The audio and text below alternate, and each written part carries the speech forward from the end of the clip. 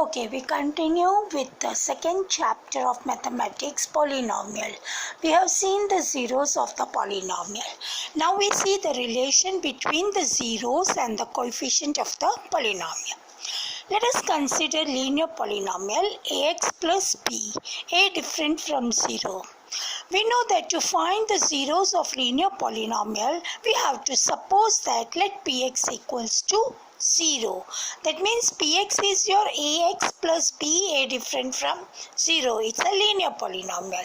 So ax plus b equals to 0. That gives you ax equals to minus b, x equals to minus b by a.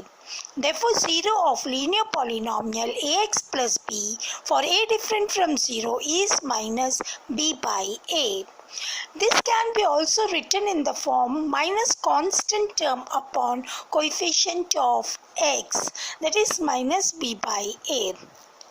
Let us take an example. The zeros of polynomial 3x plus 6, you will find this 0 by supposing that let px equals to 0. So you get 3x equals to minus 6, x equals to minus 6 by 3, that is minus 2. And according to the coefficient method, that is ax plus b is your linear polynomial for a different from 0, and the formula given to find the zeros of linear polynomial is minus constant term upon coefficient of x. So you can write it as minus 6 upon 3 because minus 6 is the constant term, minus sign we are writing, so minus 6, and a value is 3. So minus 6 upon 3 equals to minus 2. Therefore, minus 2 is the zero of polynomial 3x plus 6. Now to find the zeros of quadratic polynomial. Quadratic polynomial is given by the formula ax square plus bx plus c for a different from 0. And same way to find the zeros we have to take px equals to 0. So we get ax square plus bx plus c equals to 0. And if this factorization method, we can find the factors of this polynomial. Now let us take alpha and beta are the zeros of this quadratic polynomial. That means x equals to alpha and x equals to beta, means the value of x is alpha and beta. They are the zeros. Degree second, so at most how many zero we get? 2 zeros. Therefore, x minus alpha equals to 0, x minus beta equals to 0. So what they become? They become the factor of this polynomial. Therefore, x minus alpha and x minus beta are the factor of the polynomial px, which is a quadratic polynomial.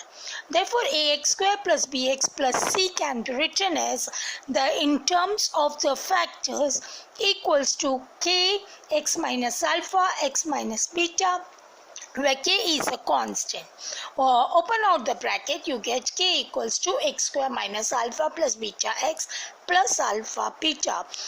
Give x with all the terms in the bracket, so kx square minus k alpha plus beta x plus into bracket alpha plus beta into bracket x plus k alpha beta. Now we compare the coefficient of this with the general quadratic equation, that is ax square plus bx plus c. So comparing the coefficient of x square, x and constant term on both the side, we get a equals to k, bx is equals to minus k alpha plus beta into a. So b equals to minus k alpha plus beta and c equals to k alpha beta. Now replace the value of k as a. So alpha plus beta will be equal to minus b upon k, but we are replacing k by a, so minus b by a. And c equals to k alpha into beta, so alpha into beta will be c by k, that is replaced k equals to a, we get alpha beta equals to c by a. That is alpha and beta are the zeros, so alpha plus beta means sum of the zeros, alpha into beta means product of the zero. Therefore sum of the zero is given by the formula minus b by a. What is minus b? That is the coefficient of x. And what is a? coefficient of x square. So alpha plus beta equals to sum of the zeros, minus is the sign given to you, so coefficient of x upon coefficient of x square. Alpha into beta equals to product of the zeros, that is equals to constant term upon coefficient of x square. Constant term is c upon a. Okay. By taking an example of this quadratic polynomial, we take one quadratic polynomial px equals to 3x square plus 5x plus 2. Now we will find the zero, sum of the zeros and product of the zeros. Now to find the zeros, we have to take px equals to 0. That is our first step. So 3x square plus 5x plus 2 will be equal to 0. We can factorize this. So splitting method, you get 3x square plus 3x plus 2x plus 2 equals to 0. Take out 3x common, so x plus 1. Take out 2 common, so plus 2 bracket x plus 1 equal to 0. So x plus 1 is the common factor. Collect it in one bracket, you get x plus 1 into the another bracket, 3x plus 2 equals to 0. That means x plus 1 equals to 0 or 3x plus 2 equals to 0. So value of x equals to minus 1. That is alpha equals to minus 1. And another value of x is other 0 is minus 2 by 3. That is beta equals to minus 2 by 3. Now by the formula, sum of the 0 means alpha plus beta. Here your alpha is minus 1, beta is minus 2 by 3. So minus 1 minus 2 by 3, it gives you minus 5 by 3. Product of the 0 means alpha into beta. Multiply both the numbers, so minus 1 into minus 2 by 3. Minus into minus plus, so 2 upon 3. Now from the relationship, that is coefficient method. What is A over here? 3. B 5. C 2. So sum of the zeros of quadratic polynomial is alpha plus beta equals to minus coefficient of x upon coefficient of x square, that is minus b by a. So b equals to 5. So minus 5 upon a equals to 3. So minus 5 by 3. Same thing we are getting by the formula also. Product of the zero, that is constant term upon coefficient of x square, that is c by a. C equals to 2. A equals to 3. So alpha into beta is 2 by 3. Okay. Now to find the zeros of cubic polynomial. So cubic polynomial means degree 3. Let us take a general cubic polynomial. Px equals to ax cube plus bx square plus cx plus d with a condition a different from 0.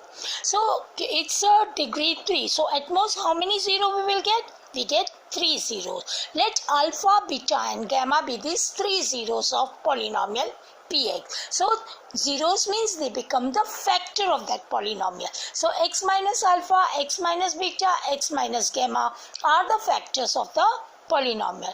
So px can also be written as some constant term k into x minus alpha, x minus beta, x minus gamma. Now here we factorize the first two terms, that is x minus alpha into x minus beta. We get it as x square minus bracket alpha plus beta into x plus alpha beta and whole bracket x minus gamma. Now we multiply with this whole term. So we get k common, that is bracket x cube minus alpha plus beta into x square plus alpha beta x minus gamma x square plus alpha plus beta gamma plus alpha beta gamma. Now we take all the terms together. We get k in the bracket x cube minus alpha plus beta plus gamma into x square. So coefficient of x square is having common factor. X square is common with coefficient alpha plus beta plus gamma plus alpha beta plus alpha gamma plus beta gamma into x minus alpha beta gamma. Above also you have minus alpha beta gamma. That is equals to kx square minus k. We are giving k common to all the terms in the bracket. So kx cube minus k alpha plus beta plus gamma x square plus k into bracket alpha beta plus beta gamma plus alpha gamma into x minus alpha beta gamma into k. Now comparing the coefficient of x cube, x square, x and constant term. We get a equals to k, b equals to minus k into bracket alpha plus beta plus gamma, and c equals to bracket alpha beta plus alpha gamma plus beta gamma into k, and d equals to minus alpha beta gamma into k. So what is the value of k? K equals to a. So you get sum of the zeros, that is alpha plus beta plus gamma equals to minus b by a. Sum of the product of two zeros, that is alpha beta plus alpha gamma plus beta gamma, that is c by a, and product of the zeros, that is alpha beta into gamma equals to d by a. So what is the sum of the zeros? Minus b by a for degree 3. So that is minus coefficient of x square upon coefficient of x cube. Sum of the product of two zeros, that is alpha beta plus beta gamma plus alpha gamma equals to c by a. C means coefficient of x upon coefficient of x cube. Product of the zeros is alpha beta gamma, that is what? Constant term upon coefficient of x cube. So this method will help you to find the zeros of cubic polynomial. Let us see one example.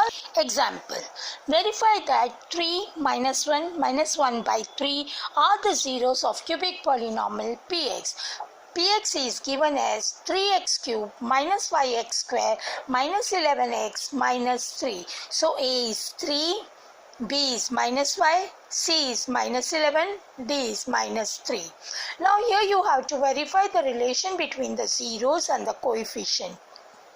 To verify 3, minus 1 and minus 1 by 3, they are the zeros of px. So the condition 0 means p of that number should be equal to 0. So p of 3 should be equal to 0, p of minus 1 should be equal to 0, p of minus 1 by 3 should be equal to 0. So replace x by 3, you get 3 into 3x cube minus 5 into 3x square minus 11 into 3 minus 3, the total comes out to be 0. Same way, replace x by minus 1. So p of minus 1 equals to 3 into bracket minus 1 into raised to 3 minus 5 into minus 1 square minus 11 into minus 1 minus 3, and that also comes out to be 0. Now the left out value of x is minus 1 by 3. Replace that value, you get p of minus 1 by 3 equal to 3 bracket minus 1 by 3 cube minus 5 into bracket minus 1 by 3 square minus 11 into bracket minus 1 by 3. So you get a minus 3, that is equals to again 0. That shows that 3, minus 1 and minus 1 by 3 are the zeros of polynomial px equals to 3x cube minus 5x minus 11x minus 3. That means we have verified that they are the zeros of px. Now let us take alpha equals to 3, beta equals to minus 1, gamma equals to minus 1 by 3. That means we are taking the zeros alpha, beta and gammas of cubic polynomial. So sum of the zeros will be alpha plus beta plus gamma. And when you add this, what are the three zeros? 3 minus 1 by 3. It comes out to be 5 by 3. And by the formula, it is equal to minus coefficient of x square upon coefficient of x cube. That is also 5 by 3. Same way, sum of the product of two zeros, that is alpha beta plus beta gamma plus gamma alpha.